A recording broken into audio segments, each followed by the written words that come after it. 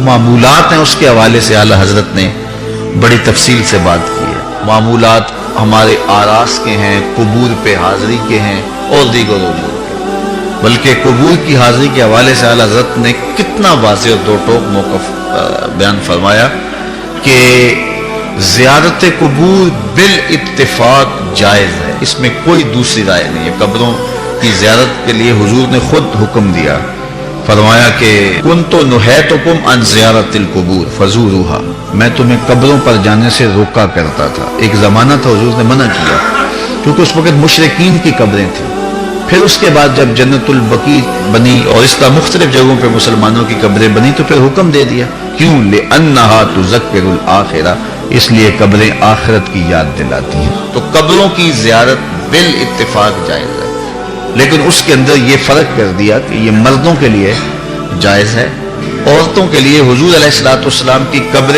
انور کی حاضری حضور کی شفاعت کا سبب و ذریعہ ہے۔ اس کے علاوہ حضور علیہ السلام کا فرمان ہے لعن رسول اللہ زوارات القبور، قبروں پر جانے والی عورتوں پہ رسول اللہ نے لعنت کی ہے، اور اس پر علماء نے لکھا ہے کہ جو فزوروہا کی اجازت ہے، کیا اس میں عورتیں شامل ہیں یا نہیں شامل ہیں؟ تو ایک کثیر طبقہ کہتا ہے کہ عورتیں شامل نہیں ہیں، اور جو ان کو شامل مانتا ہے اس کو بھی شرائط سے مانتا ہے۔ ایک تو محرم کے ساتھ جائیں، دوسرا وہاں اختلاط مرد و زن نہ ہو، اور تیسری شرط یہ ہے کہ عورتیں جزا فضا نہ کریں، واویلا نہ کریں، جس طرح عورتوں کے اندر جو ہے وہ صبر کی کمی ہوتی ہے مردوں کی نسبت۔ تو اگر ان شرائط کو پورا کیا جاتا ہے تو پھر جو ہے وہ مخصوص جگہوں پہ عورتوں کا چلے جانا قبروں میں جائز ہوگا، اس طرح والد کی قبر پہ جا رہی ہیں، والدہ کی قبر پہ جا رہی ہیں، لیکن ان شرائط کے ساتھ۔ لیکن بعض نے کہا کہ نہیں، مطلق نفی ہے، لیکن جنہوں نے جواز قرار دیا انہوں نے بھی ان 4-5 شرائط کے ساتھ جو ہے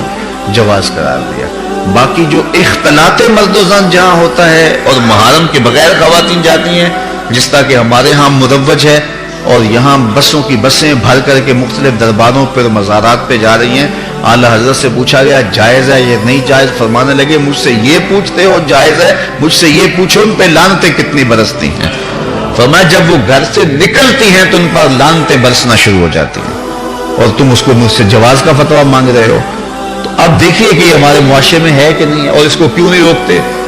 اس لیے کہ وہ کہتے ہیں اگر عورتیں نہیں آئے گی تو بابے کا گلہ کون بھرے گا، اس لیے کہ پیسے تو عورتیں ڈالتی ہیں، اس لیے وہ کہتے ہیں کہ ٹھیک ہے، اور اس کے لیے آنکھیں موند لیتے ہیں، بند کر لیتے ہیں۔ ضرورت ہے کہ عورتوں کو مزارات پہ حاضر ہونے سے منع کیا جائے، وہ گھر کے اندر رہیں، اور اگر وہ جانا چاہتی ہیں تو یہ شرائط ہیں جو ہمارے علماء نے دی، اور ان شرائط پر پورا اترنا اتنا آسان نہیں ہے۔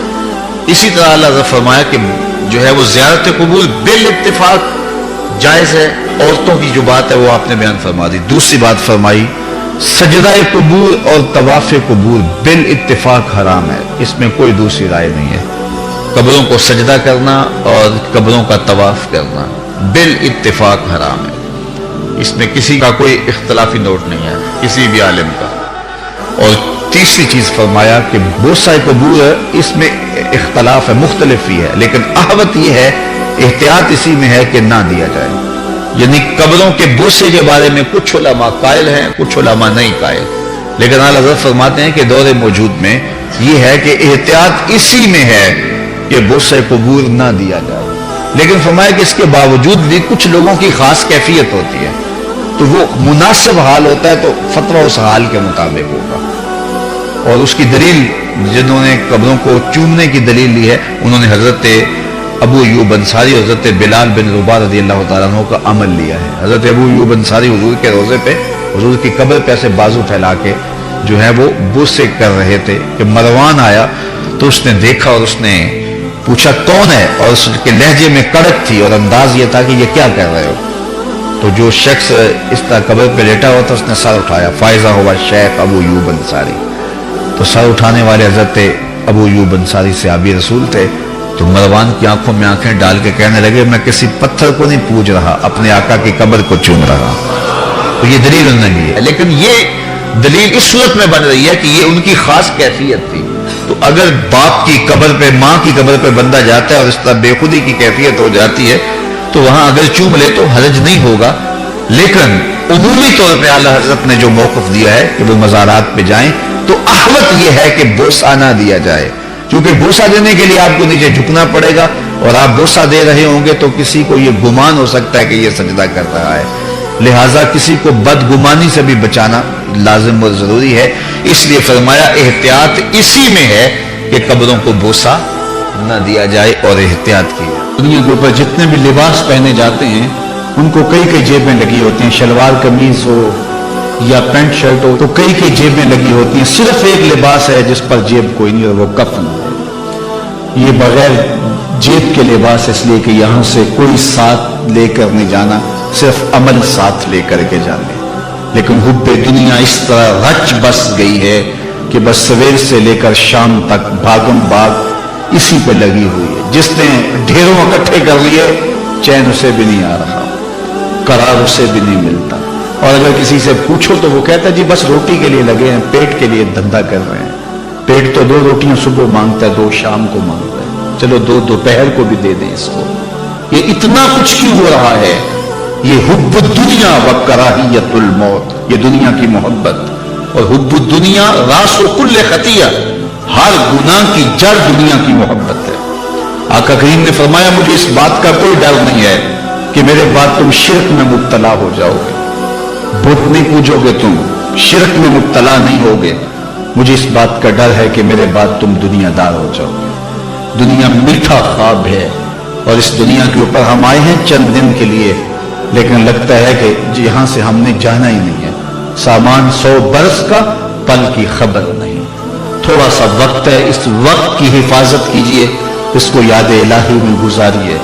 आज मौका है, तौबा का दरवाजा खुला है, कल ये दरवाजा बंद हो जाएगा। उस वक्त के पछतावे से कोई फायदा नहीं होगा।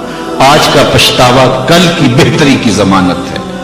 वक्त पर काफी है कतरा भी आबे खुश अंगाम का, जल गया जब खेत बरसा भी तो फिर किस काम का। आज मौका है। वो किसी ने कहा था आज सावी ने खुले रावी ने इंज टोक नोखड़े टुकड़े नहीं। रोज ऐसे वक्त नहीं आते हैं। आज वक्त है, आज तौबा का दर खुला है। मगरब से सूरज तुलू नहीं हुआ, ये डूबता सूरज हमें रोज कोई खबर देता है कि जनाब तुम भी डूबने वाले हो। ये सड़कों के किनारों पर भी कब्रिस्तान दिखाई देते हैं और आबादियों के अंदर भी ये हमें बताते हैं कि तुम मिट्टी का रिस्क बनने वाले हो। ये बुढ़ापा, ये जो है वो ढलती जवानी। हजरत याकूब अलैहिस्सलाम ने इजराइल से वादा लिया था कि मेरी रूह कब्ज करने के लिए अचानक नहीं आना, पहले कोई कासिब भेज देना ताकि मैं मौत की तैयारी करूं। हजरत इजराइल ने वादा कर लिया कि मैं आपको पहले जरूर बताऊंगा। एक अरसा गुजरा तो हजरत इजराइल हाजिर खिदमत हुए। पूछा किधर आए हो? कहा कब्जे रूह के लिए आया हूं। कहा तुमने तो वादा किया था कि अचानक नहीं आऊंगा, पहले कोई कासिब भेजूंगा, तुमने तो कोई कासिब नहीं भेजा।